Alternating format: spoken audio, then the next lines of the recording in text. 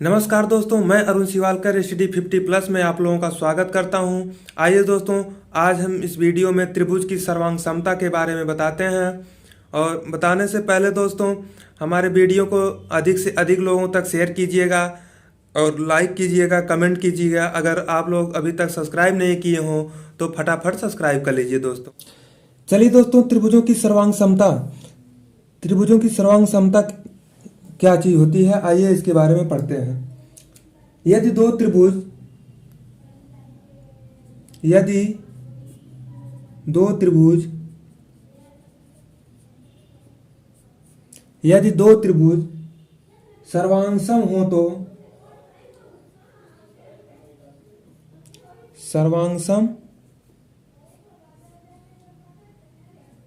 हो तो उनके संगत भाग बराबर होंगे।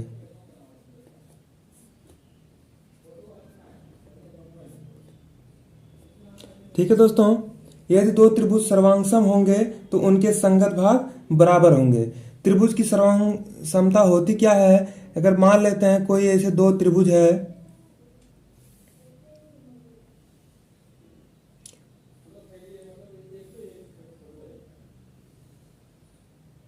कोई दो त्रिभुज है ए बी सी और पी क्यू आर, ये कोई दो त्रिभुज है। और अगर हम ये कहें कि इसकी जो भुजाएं हैं ये समान हैं।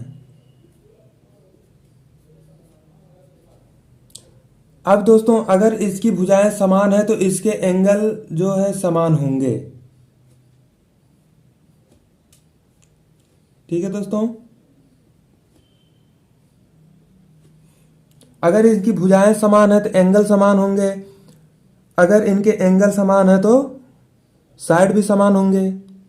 ठीक है, तो हमने कहा कि यदि दो त्रिभुज सर्वांगसम होते हैं तो उनके संगत भाग बराबर होंगे। आइए इसके कुछ कंडीशन पढ़ते हैं। सर्वांग समता की शर्तें।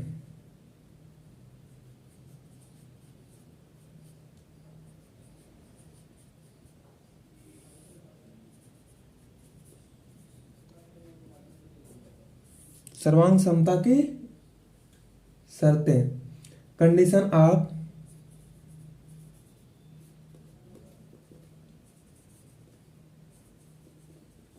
कांग्रुएंट।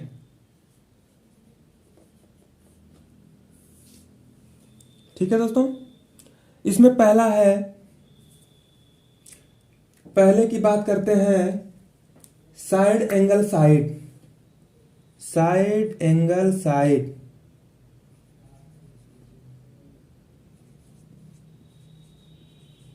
कांग्रुएंट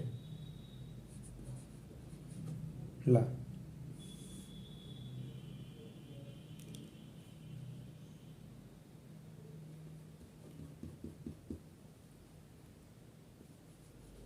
भुजा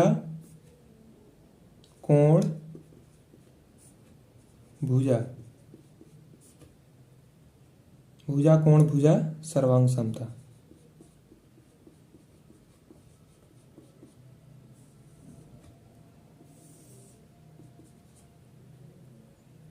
ये क्या होती है? चलिए दोस्तों, इसके बारे में हम चर्चा करते हैं कि भुज साइड एंगल साइड क्या होती है। हमने कहा कि दो त्रिभुज इस प्रकार हो कि अगर हम ये दिखा दें कि एक साइड दूसरे त्रिभुज की एक साइड बराबर हो और पहले त्रिभुज की दूसरी साइड और दूसरे त्रिभुज की दूसरी साइड बराबर हो और उसके बीच का कोण बराबर हो, तो हम कहेंगे कि भुजा कोण भुजा से ये त्रिभुज सर्वांगसम है। भुजा कोण भुजा से ये त्रिभुज सर्वांगसम है। जब ये त्रिभुज सर्वांगसम हो जाएगा एक शर्त से, तो हम इसकी सारी संगत पार्ट को हम बराबर दिखा सकते हैं। तो इस ए सी को भी हम बराबर दिखा सकते हैं पी आर के, बी सी क्यू आर बराबर है, और इस एंगल को भी इस एंगल के बराबर दिखा सकते हैं। आइए दोस्तों, इसके बारे में हम चर्चा करते हैं। दो त्रिभुज सर्वांगसम होते हैं, दो त्रिभुज सर्वांग होते हैं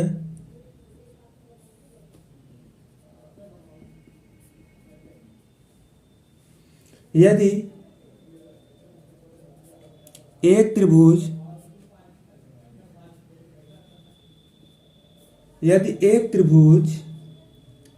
की दो भुजाएं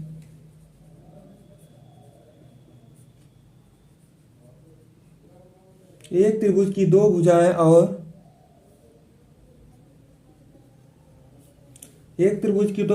उनके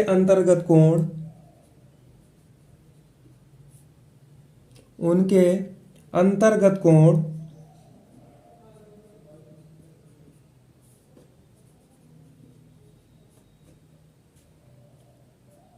दूसरे त्रिभुज की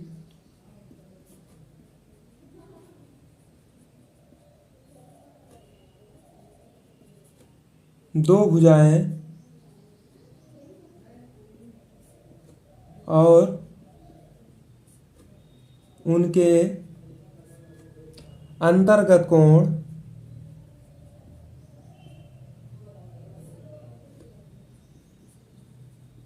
बराबर हो।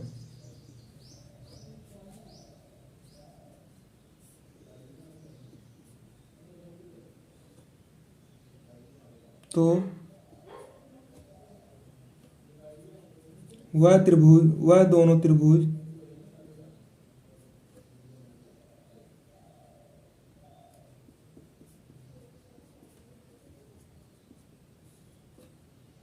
साइड एंगल साइड से सर्वांग समता से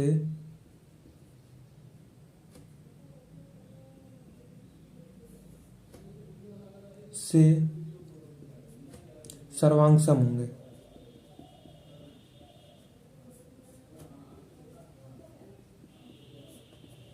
ठीक है दोस्तों, यदि दो त्रिभुज सर्वांगसम होते हैं, यदि एक त्रिभुज की दो भुजाएं और उनके अंतर्गत कोण एक दूसरे त्रिभुज की दो भुजाएं और उनके अंतर्गत कोण को बराबर हो, तो इसको मिटा देते हैं। अंतर्गत कोण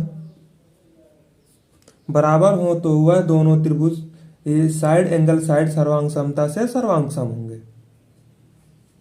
ठीक है, चलिए दोस्तों, इसका ये फिगर मान लेते हैं। इस फिगर को 1 मिनट दोस्तों। चलिए दोस्तों, ये हमारा त्रिभुज है ए बी सी और पी क्यू आर।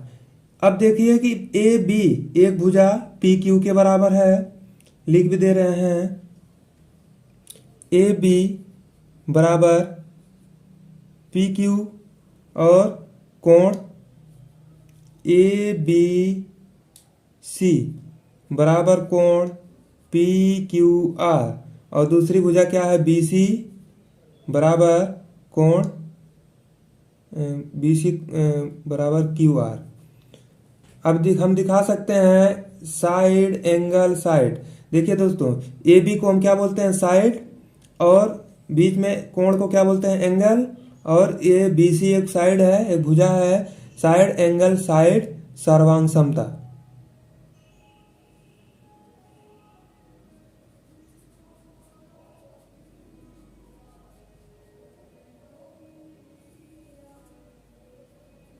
से त्रिभुज ए बी सी त्रिभुज पी क्यू आर। ठीक है दोस्तों, ऐसे हम दिखा देंगे। अगर इस तरह से कंडीशन कहीं मिलते हैं तो पहले नियम से हम क्या कह सकते हैं, साइड एंगल साइड से हम त्रिभुज को सर्वांग सम दिखा देंगे। अगर कोई दो त्रिभुज सर्वांग सम है तो उसके संगत भाग बराबर होंगे, तो क्या हम कह सकते हैं, इसलिए ए सी बराबर पी आर, ए सी बराबर पी आर, बाकी ये कोण भी इसके बराबर हो जाएंगे